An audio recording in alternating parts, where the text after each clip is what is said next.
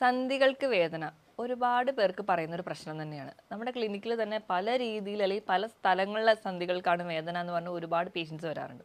അപ്പോൾ ഈ ഒരു പെയിൻ പറയുമ്പോൾ നമ്മൾ പല രീതിയിലുള്ള ബ്ലഡ് ടെസ്റ്റ് ചെയ്താണെങ്കിലും മിക്ക ആൾക്കാർക്കും അല്ലെങ്കിൽ ഒരുപാട് പേരിൽ കാണുന്ന ഒരു കംപ്ലയിൻറ്റ് എന്ന് പറഞ്ഞാൽ യൂറിക് ആസിഡിൻ്റെ ലെവൽ കുറച്ച് കൂടുതലാണ്.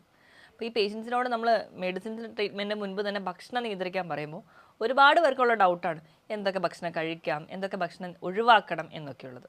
ഈ വീഡിയോയിലൂടെ നമുക്ക് യൂറിക് ആസിഡ് കൺട്രോൾ ചെയ്യാൻ വേണ്ടി എങ്ങനെയൊക്കെ നമ്മുടെ ഭക്ഷണത്തിനെ മോഡിഫൈ ചെയ്യണം എന്ന് ഡീറ്റെയിൽഡ് ആയിട്ട് നോക്കാം. ഞാൻ ഡോക്ടർ പ്രിയ, കലോഞ്ചി ഡയറ്റിലെ മെഡിക്കൽ ഓഫീസറാണ്. അപ്പോൾ യൂറിക് ആസിഡിനെ കൺട്രോൾ ചെയ്യുന്നതിന് മുൻപ് നമുക്ക് യൂറിക് ആസിഡ് കൂടിയാലുള്ള പ്രശ്നങ്ങൾ എന്തൊക്കെയാണെന്ന് ആദ്യം തന്നെ നോക്കാം.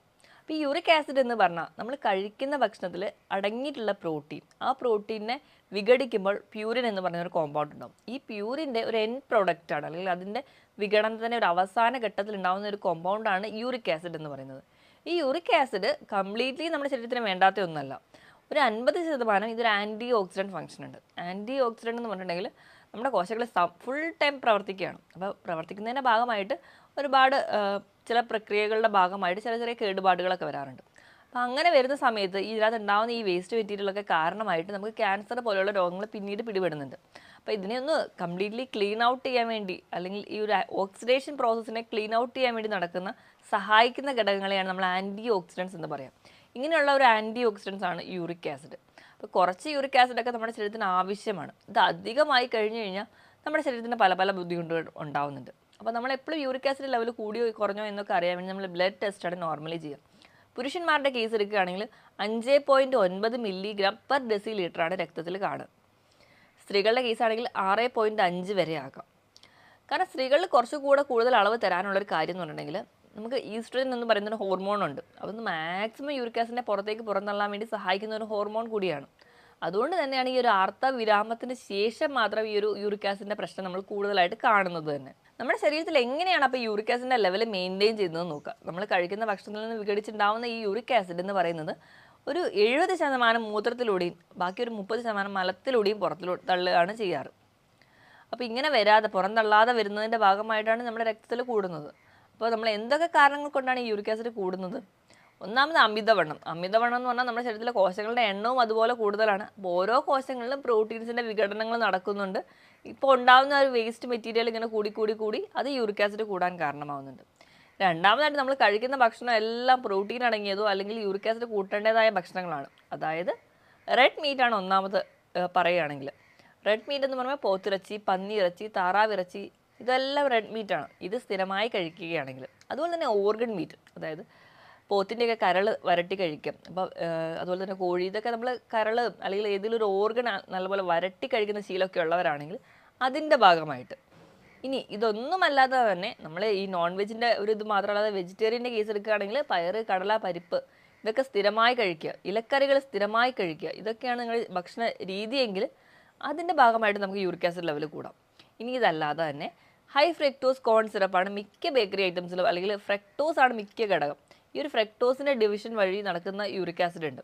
അപ്പോൾ അതിൻ്റെ ഭാഗമായിട്ടും നമുക്ക് യൂറിക് ആസിഡ് ലെവൽ കൂടുന്നുണ്ട്. അതുകൊണ്ട് തന്നെയാണ് ഇപ്പോൾ ഇന്നൊരു ടീനേജേഴ്സിലൊക്കെ ബിയറിൻ്റെ ഉപയോഗം കൂടുതലാവുന്നതിൻ്റെ ഭാഗമായിട്ട് അതിലുള്ള ഫ്രക്ടോസിന് ഡിവൈഡ് ചെയ്തിട്ടുണ്ടാകുന്ന യൂറിക് ആസിഡ് കൂടുന്നതിൻ്റെ ഭാഗമായിട്ടാണ് കുട്ടികളിൽ പോലും ഇന്ന് യൂറിക് ആസിഡ് ലെവൽ കൂടുതലായിട്ട് നിൽക്കുന്നത്.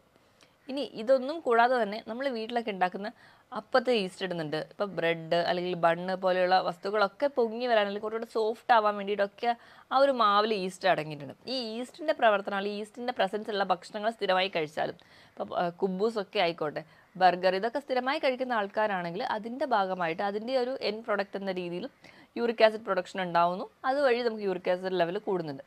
ഇതൊക്കെയാണ് ഭക്ഷണത്തിൽ ഉണ്ടാവുന്ന കാരണങ്ങൾ. ഈ കാരണങ്ങളൊക്കെ കൂടാതെ തന്നെ നമ്മൾ നല്ലപോലെ വെള്ളം കുടിക്കുന്നില്ല. നമ്മൾ നല്ലപോലെ അമിതമായിട്ട് വ്യായാമമൊക്കെ ചെയ്യുന്നുണ്ട്, പക്ഷെ വേണ്ട രീതിയിൽ വെള്ളം കുടിക്കുന്നില്ല എങ്കിൽ അതുമൂലം നമുക്ക് യൂറിക് ആസിഡ് ഉണ്ടാവാം. അതായത് നമ്മൾ നല്ലപോലെ വ്യായാമമൊക്കെ ചെയ്ത് പ്രോട്ടീൻ ഡിക്കമ്പോസിഷനൊക്കെ നടക്കുന്നുണ്ട്, പക്ഷെ വെള്ളം കുടിയുടെ അളവ് കുറയുമ്പോൾ നമുക്കറിയാം ഒരു 70% യൂറിക് ആസിഡിന് പുറത്തേക്ക് പോകുന്നത് മൂത്രത്തിനോടൊപ്പമാണ്. നമ്മൾ വെള്ളം കുടിക്കുന്ന കുറവാണെങ്കിൽ മൂത്രത്തിൻ്റെ അളവ് കുറയുന്നു, യൂറിക് ആസിഡിൻ്റെ ഔട്ട്പുട്ട് കുറയുന്നു. അങ്ങനെ വരാൻ ചാൻസ് ഉണ്ട്. അതുപോലെ പ്രീ ഡയബറ്റിക് ആയിട്ടുള്ളവർ, പ്രീ ഡയബറ്റിക് എന്ന് പറഞ്ഞാൽ ഒരു ഇൻസുലിൻ റെസിസ്റ്റൻസ് ഒക്കെ തുടങ്ങിയ ആൾക്കാർക്ക് അതിൻ്റെ ഭാഗമായിട്ട് അല്ലെങ്കിൽ അങ്ങനെയുള്ള ആൾക്കാരിൽ യൂറിക് ആസിഡ് ലെവൽ കൂടുതലായിട്ട് നിൽക്കാം. ഫാറ്റി ലിവർ ഉള്ള ആൾക്കാരിൽ യൂറിക് ആസിഡ് ലെവൽ കൂടുതലായിട്ട് നിൽക്കാം. ചില മരുന്നുകൾ, ഇപ്പം ഹാർട്ട് കംപ്ലയിൻസ് ഒക്കെ ചില മെഡിസിൻസ് ഒക്കെ നീര് കുറയാൻ വേണ്ടിയിട്ടൊക്കെ സ്ഥിരമായി കഴിക്കുന്ന ആൾക്കാരാണെങ്കിൽ അതിൻ്റെ ഭാഗമായിട്ട് വരാറുണ്ട്.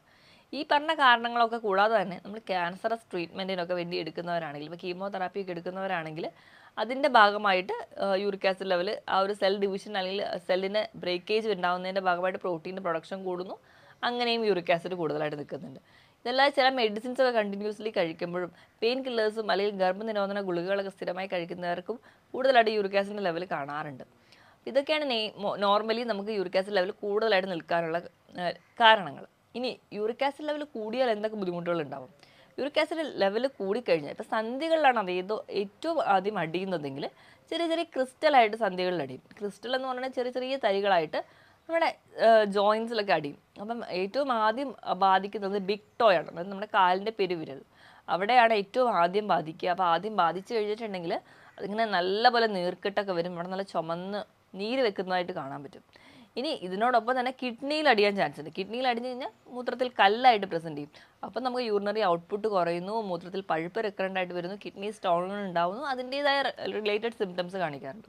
ഇപ്പോൾ സന്ധികളിൽ അടിയുന്നതാണ് നമ്മൾ കൂടുതലും ഈ യൂറിക് ആസിഡ് പ്രശ്നമുള്ളവരിൽ കാണാറ്. അപ്പോൾ ഏറ്റവും ആദ്യം ഈ കാലിൻ്റെ പെരുവിരലിനെ ബാധിച്ചു കഴിഞ്ഞാലും മറ്റ് വിരലുകളെയും ബാധിക്കാം. അതുപോലെ തന്നെ ഉപ്പൂറ്റി വേദനയായിട്ട് നിൽക്കാറുണ്ട്, കാലിൻ്റെ കുഴയ്ക്ക് വേദന പറയാറുണ്ട്. ആ ഒരു വേദന മുകളിലോട്ട് കയറി കാലിൻ്റെ മുട്ട്, കൈവിരലുകൾ, കൈകളുടെ മുട്ടിന് ഒക്കെ വേദനയായിട്ട് പേഷ്യൻസ് പറയാറുണ്ട്. ഇപ്പോൾ കാലിൻ്റെ ഒരു വിരലിൽ ഉണ്ടാകുന്ന വേദന എന്ന് പറഞ്ഞാൽ ആ ഒരു പെയിൻ ഉണ്ടാകുന്നത് പറഞ്ഞാൽ മറ്റ് പല സന്ധി വേദനകൾക്ക് ഉണ്ടാകുന്നതിലും അധികം വേദനയായിരിക്കും യൂറിക് ആസിഡ് കൂടി നിൽക്കുമ്പോൾ ഉണ്ടാവുക.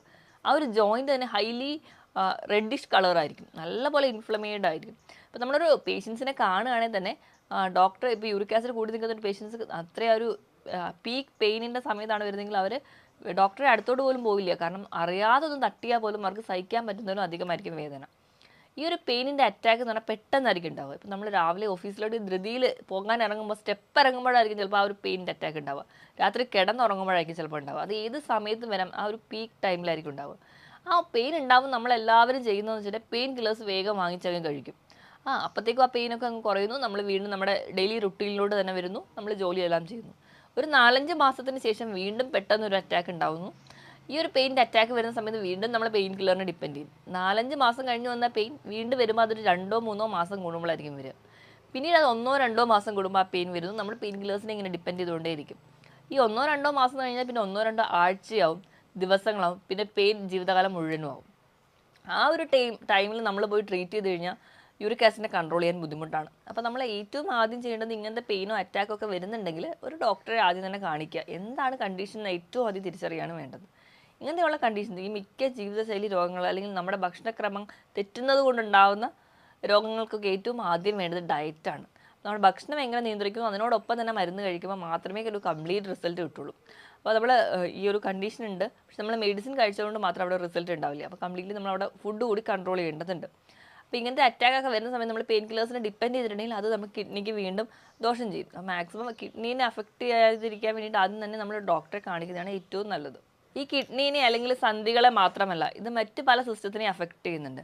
അപ്പോൾ നോക്കുകയാണെങ്കിൽ നമ്മുടെ രക്തക്കൊഴലുകളുടെ ഉള്ളിലുള്ള ലെയറിന് നമ്മൾ എൻഡോത്തീലിയൽ ലെയർ എന്ന് പറയും. ഇപ്പോൾ യൂറിക് ആസിഡ് ലെവൽ കൂടുതലായി കഴിഞ്ഞാൽ ഈ എൻഡോത്തീലിയൽ കവറിങ്ങിനെയാണ് കൂടുതലായിട്ടും ബാധിക്കുക. ഇപ്പോൾ പുരുഷന്മാരുടെ കേസിൽ ഇറക്ടൈൽ ഡിസ്ഫങ്ഷൻ പോലെ അല്ലെങ്കിൽ ഉദ്ധാരണക്കുറവ് പോലെയുള്ള കംപ്ലയിൻറ്റ്സ്, അതായത് അതുപോലെ തന്നെ നമ്മൾ ഹാർട്ട് കംപ്ലയിൻറ്റ്സ് കൂടുതലായിട്ട് കാണുന്നതിനൊക്കെ ഒരു പ്രധാന കാരണം യൂറിക് ആസിഡ് ലെവൽ കൂടുതലായിട്ട് നിൽക്കുന്നത് കൊണ്ടാണ്. യൂറിക് ആസിഡ് ലെവൽ ഇങ്ങനെ കൂടി നിൽക്കുന്ന ആൾക്കാരുടെ ഭക്ഷണ നിയന്ത്രണം എങ്ങനെയാണെന്ന് നമുക്ക് നോക്കാം. അപ്പം എപ്പോഴും ഭക്ഷണ നിയന്ത്രണത്തിനോടൊപ്പം തന്നെ മരുന്ന് കഴിച്ചാൽ മാത്രമേ കംപ്ലീറ്റ് ആയിട്ട് ഒരു റിസൾട്ട് കിട്ടുള്ളൂ. ഭക്ഷണം നിയന്ത്രിക്കുമ്പോൾ ഏറ്റവും ആദ്യം ഒഴിവാക്കേണ്ട ഭക്ഷണങ്ങൾ നോക്കാം. ഒന്നാമത് റെഡ് മീറ്റ് ആണ്.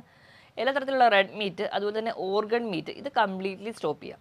ഇതോടൊപ്പം തന്നെ ബേക്കറി ഐറ്റംസും മധുര പലഹാരങ്ങൾ, പാനീയങ്ങൾ അല്ലെങ്കിൽ ഇങ്ങനെ കോള, കാർബണേറ്റഡ് ഡ്രിങ്ക്സ്, ഇത് കംപ്ലീറ്റ്ലി ഒഴിവാക്കാൻ വേണ്ടി ശ്രദ്ധിക്കണം. ഈ നോൺ വെജിറ്റേറിയൻ ഭക്ഷണം കഴിച്ചാൽ മാത്രമല്ല യൂറിക് ആസിഡ് ലെവൽ കൂടുക. അപ്പോൾ നമ്മൾ വെജിറ്റേറിയൻ ഫുഡായിട്ടുള്ള പയറും കടലയും പരിപ്പും ഒക്കെ ഇലക്കറികളൊക്കെ സ്ഥിരമായിട്ട് കഴിച്ചാലും യൂറിക് ആസിഡ് ലെവൽ കൂടും. അപ്പോൾ ഇതും സ്ഥിരമായിട്ട് കഴിക്കാതിരിക്കാൻ വേണ്ടി ശ്രദ്ധിക്കുക. അതുപോലെ തന്നെ ഈസ്റ്റ് അടങ്ങിയ ഭക്ഷണങ്ങൾ, നിങ്ങളിപ്പോൾ വീട്ടിലൊക്കെ അപ്പം ഉണ്ടാക്കുകയാണെങ്കിൽ കുറച്ച് ടേസ്റ്റ് കുറഞ്ഞാലും ഈസ്റ്റിൻ്റെ ഒക്കെ ഉപയോഗം കംപ്ലീറ്റ്ലി സ്റ്റോപ്പ് ചെയ്യുക. അതുപോലെ തന്നെ മദ്യപാനം, മെയിൻലി ബിയറിൻ്റെ ഉപയോഗം വളരെയധികം ദോഷം ചെയ്യും. അപ്പോൾ അതൊക്കെ കംപ്ലീറ്റ്ലി സ്റ്റോപ്പ് ചെയ്യണം. പിന്നെ ഈ ഒരുപാട് മധുരമുള്ള ഭക്ഷണങ്ങളും ബേക്കറി ഐറ്റംസും ഒക്കെ കംപ്ലീറ്റ്ലി നിർത്തുകയാണെങ്കിൽ തന്നെ നമുക്ക് ഭക്ഷണ കാര്യത്തിൽ ഒരു പരിധി വരെ നമുക്ക് യൂറിക് ആസിഡ് ലെവൽ കുറച്ചുകൊണ്ട് വരാൻ പറ്റും. പിന്നെ വേണ്ടതെന്ന് വെച്ചിട്ടുണ്ടെങ്കിൽ നമ്മൾ വെയിറ്റ് കുറയ്ക്കുക എന്നുള്ളതാണ്. നമ്മുടെ ബോഡി വെയിറ്റ് ഒരു 10% നമുക്ക് കൂടുതലാണെങ്കിൽ അത് കുറയ്ക്കുകയാണെങ്കിൽ തന്നെ നമുക്ക് യൂറിക് ആസിഡ് ലെവൽ ഈസി ആയിട്ട് കൺട്രോൾ ചെയ്യാൻ പറ്റും. ഇനി മറ്റ് പല മെഡിസിൻസ് ഒക്കെ കഴിക്കുന്ന ആൾക്കാർക്ക് യൂറിക് ആസിഡ് ലെവൽ കൂടുതലായിട്ട് നിൽക്കുകയാണെങ്കിൽ നിങ്ങളുടെ ഡോക്ടറുടെ കൺസൾട്ടേഷൻ അല്ലെങ്കിൽ ഡോക്ടറുടെ അഡ്വൈസ് തന്നെ മേടിച്ചിട്ട് അതിൽ മെഡിസിൻസിൽ എന്തെങ്കിലും മാറ്റം വരുത്തണമെങ്കിൽ അങ്ങനെ ചെയ്യാം. ഈ പറഞ്ഞ ഭക്ഷണമൊക്കെ നമ്മൾ ഒഴിവാക്കേണ്ട ഭക്ഷണങ്ങളാണ്. അപ്പോൾ യൂറിക് ആസിഡ് കൺട്രോൾ ചെയ്യാൻ നമുക്ക് എന്തൊക്കെ ഭക്ഷണം കഴിക്കാമെന്ന് നോക്കും. ഈ പ്രോട്ടീൻസ് ഒക്കെ കംപ്ലീറ്റ്ലി ഒഴിവാക്കാം എന്ന് പറയുമ്പോൾ തന്നെ ആൾക്കാർ ആലോചിക്കും, അയ്യോ പ്രോട്ടീൻ കംപ്ലീറ്റ്ലി വേണ്ടേ, നമ്മുടെ ശരീരത്തിൻ്റെ നോർമൽ ഫംഗ്ഷന് പ്രോട്ടീൻ വേണ്ടേ എന്നൊക്കെ. അപ്പോൾ നിങ്ങൾക്ക് കഴിക്കാവുന്ന പ്രോട്ടീൻ എന്ന് പറഞ്ഞാൽ മുട്ട കഴിക്കാം. നിങ്ങൾക്ക് 2-3 മുട്ട കഴിക്കാം. കൊളസ്ട്രോൾ ഒന്നും വേറെ പ്രശ്നമൊന്നുമില്ലെങ്കിൽ മുട്ടയുടെ മഞ്ഞയും കഴിക്കാം. അല്ലെങ്കിൽ മുട്ടയുടെ വെള്ള മാത്രം നിങ്ങൾ കഴിക്കാൻ വേണ്ടി ശ്രദ്ധിക്കുക. പാലും നിങ്ങൾക്ക് ഉപയോഗിക്കാവുന്നതാണ്. ഇനി വൈറ്റമിൻ സി അടങ്ങിയ ഭക്ഷണങ്ങൾ കഴിക്കുകയാണെങ്കിൽ ഒരു പരിധി വരെ നമുക്ക് യൂറിക് ആസിഡ് ലെവൽ കുറച്ചുകൊണ്ട് വരാൻ പറ്റും. വൈറ്റമിൻ സി എന്ന് പറയുമ്പോൾ ചെറിയ പുളിയുള്ള ഓറഞ്ച്, നാരങ്ങ, സിട്രസ്, അതുപോലെ തന്നെ നെല്ലിക്ക, ഇതൊക്കെ സ്ഥിരമായിട്ടൊക്കെ ഉൾപ്പെടുത്തുക. ഒരു നെല്ലിക്കയൊക്കെ ദിവസം കഴിക്കുന്നതൊക്കെ വളരെ നല്ലതാണ്. ഈ വക ഫ്രൂട്ട്സൊക്കെ നിങ്ങൾ ഉൾപ്പെടുത്തുകയാണെങ്കിൽ ഈ ക്രിസ്റ്റൽസ് ഫോർമേഷൻ അല്ലെങ്കിൽ ആ ഡിപ്പോസിഷൻ നിങ്ങൾക്ക് തടയാൻ പറ്റും. ഏറ്റവും നല്ലത് എന്ന് പറഞ്ഞു കഴിഞ്ഞാൽ നമ്മുടെ നാടൻ ചെറിയാണ്. ഇപ്പോൾ നമ്മുടെ ബേക്കറിയിൽ നിന്നൊക്കെ കിട്ടുന്ന നമ്മൾ ഷുഗർ സിറപ്പിൽ സോക്ക് ചെയ്ത ചെറിയല്ല, നമ്മുടെ നാടൻ ചെറിയ ഒരു ദിവസം ഒരു 10 എണ്ണമെങ്കിലും കഴിക്കാൻ പറ്റുകയാണെങ്കിൽ അത് വളരെ നല്ലതാണ്. നിങ്ങൾക്ക് ബെറി ഇനത്തിൽ പെടുന്ന ഇപ്പോൾ ക്യാൻബെറി പോലെയുള്ള ഫ്രൂട്ട്സ് അല്ലെങ്കിൽ ബ്ലൂ ബെറീസ് ഒക്കെ കഴിക്കുന്നതാണ് ഏറ്റവും നല്ലത് യൂറിക് ആസിഡ് ലെവൽ കുറയ്ക്കാൻ. പിന്നെ അതുപോലെ തന്നെ ആപ്പിൾ സിഡർ വിനെഗർ കഴിക്കുന്നതും ഒരു പരിധി വരെ യൂറിക് ആസിഡ് ലെവൽ കുറയ്ക്കാൻ പറ്റും. ഇപ്പോൾ ആപ്പിൾ സിഡർ വിനെഗർ എന്ന് പറയുമ്പോൾ നല്ലപോലെ അസറ്റിക് ആസിഡ് ഉള്ളതുകൊണ്ട് തന്നെ അസിഡിറ്റി ഉള്ളവരാണെങ്കിൽ ഇത് കംപ്ലീറ്റ്ലി ഉപയോഗിക്കുന്നത് അത്ര ഹെൽത്തി ആയിരിക്കില്ല. അപ്പോൾ അല്ലാത്ത ആൾക്കാർക്ക് ഒരു 150 ml വെള്ളം എടുത്തിട്ട് അതിലൊരു ടീസ്പൂണൊക്കെ നിങ്ങൾക്ക് ആഡ് ചെയ്തിട്ട് ഒരു 11 മണിക്ക് ഒക്കെ ഒരു ഡ്രിങ്ക് ആയിട്ട് നിങ്ങൾക്ക് യൂസ് ചെയ്യാം. ഇപ്പോൾ വേറെ ബുദ്ധിമുട്ടൊന്നും ഇല്ലാത്തവരാണെങ്കിൽ നിങ്ങൾക്ക് അല്ലാതെ രാവിലെ വെറും വയറ്റിലും കുടിക്കാവുന്നതാണ്. പിന്നെ ഈ ആപ്പിൾ സിഡർ വിനെഗറൊക്കെ ഒരുപാട് കുടിച്ചു കഴിഞ്ഞാൽ നിങ്ങളുടെ പല്ലിൽ ഇനാമലിന് ഡാമേജോ അങ്ങനെയൊക്കെ വരാൻ ചാൻസ് ഉണ്ട്. അപ്പം അതൊക്കെ ഒഴിവാക്കാൻ വേണ്ടി സ്ഥിരമായി കഴിക്കേണ്ട, ആഴ്ചയിൽ 2-3 ദിവസം മാത്രം നിങ്ങൾക്ക് കുടിക്കാവുന്നതാണ്. പിന്നെ നിങ്ങൾക്ക് ഈ ഒരു ലെവലിലൊക്കെ കൺട്രോൾ ചെയ്ത് പോവുകയാണെങ്കിൽ ഒരു പരിധി വരെ നിങ്ങൾക്ക് യൂറിക് ആസിഡ് ലെവൽ നോർമലാക്കി നിർത്താൻ പറ്റും. ഇതോടൊപ്പം തന്നെ നല്ലപോലെ വെള്ളം കുടിക്കണം. കാരണം യൂറിനറി ഔട്ട്പുട്ട് കൂടിയാൽ മാത്രമേ നമുക്ക് ആ ഒരു യൂറിക് ആസിഡിൻ്റെ ക്രിസ്റ്റൽ ഫോർമേഷൻ തടയാൻ പറ്റുള്ളൂ. അപ്പോൾ നമ്മൾ 25 കിലോയ്ക്ക് 1 ലിറ്റർ എന്ന കണക്കെ നല്ലപോലെ വെള്ളം കൂടി കുടിച്ചു കഴിഞ്ഞാൽ ഒരു പരിധി വരെ നിങ്ങൾക്ക് ഇതൊക്കെ കുറയ്ക്കാൻ പറ്റും. ഈ പറഞ്ഞ ഭക്ഷണങ്ങളൊക്കെ കഴിക്കുന്നതിനോടൊപ്പം നിങ്ങൾക്ക് പ്രോട്ടീനായിട്ട് ചിക്കൻ കൂടി ആഡ് ചെയ്യാവുന്നതാണ്. ഇനി ഇതിനോടൊപ്പം തന്നെ നിങ്ങൾക്ക് വല്ല നീർക്കെട്ടും ജോയിൻറ്റ് പെയിനും ഒക്കെ ഉണ്ടെങ്കിൽ അത് കുറയ്ക്കാനായിട്ട് നിങ്ങൾക്ക് omega-3 ഫാറ്റി ആസിഡ്സ് അടങ്ങിയ ഭക്ഷണം കഴിക്കാം. അത് ചെറിയ മത്സ്യങ്ങൾ കഴിക്കാം, നെത്തോലി പോലുള്ള മത്സ്യങ്ങൾ കഴിക്കാം. പിന്നെ മത്സ്യത്തിനോടൊപ്പം തന്നെ നട്ട്സ് കഴിക്കുക. ഒരു പിടി നട്ട്സ് ഒരു ദിവസമെങ്കിലും കഴിക്കുകയാണെങ്കിൽ omega-3 ഫാറ്റി ആസിഡ്സ് നിങ്ങൾക്ക് കിട്ടും. അതുവഴി നിങ്ങൾക്ക് നിങ്ങളുടെ നീർക്കെട്ടുകൾ കുറയ്ക്കാൻ പറ്റും. ഇനി ഇതിനോടൊപ്പം തന്നെ കൃത്യമായ ഒരു വ്യായാമം കൂടി വേണം. വ്യായാമത്തിനോടൊപ്പം തന്നെ നല്ലപോലെ വെള്ളം കുടിക്കുക. 25 കിലോയ്ക്ക് 1 ലിറ്റർ എന്ന കണക്കെ വെള്ളം കുടിക്കുക. വെള്ളം കുടിച്ചാൽ മാത്രമേ നമ്മൾ മൂത്രത്തിലൂടെയാണ് 70% യൂറിക് ആസിഡിന് പുറത്തേക്ക് ഉള്ളത്. അപ്പോൾ അതിന് വേണ്ടിയിട്ട് ധാരാളം വെള്ളം കുടിക്കുക. മദ്യപാനം, പുകവലി ശീലമുണ്ടെങ്കിൽ അത് കംപ്ലീറ്റ്ലി സ്റ്റോപ്പ് ചെയ്യുക. ഞാൻ ഈ പറഞ്ഞ കാര്യത്തിൽ എന്തെങ്കിലും ഡൗട്ട് ഉണ്ടെങ്കിൽ താഴെ കാണുന്ന നമ്പറിൽ കോൺടാക്ട് ചെയ്യുക. മറ്റൊരു ഹെൽത്ത് ടോപ്പിക്കുമായിട്ട് വീണ്ടും കാണുന്നത് വരെ നന്ദി.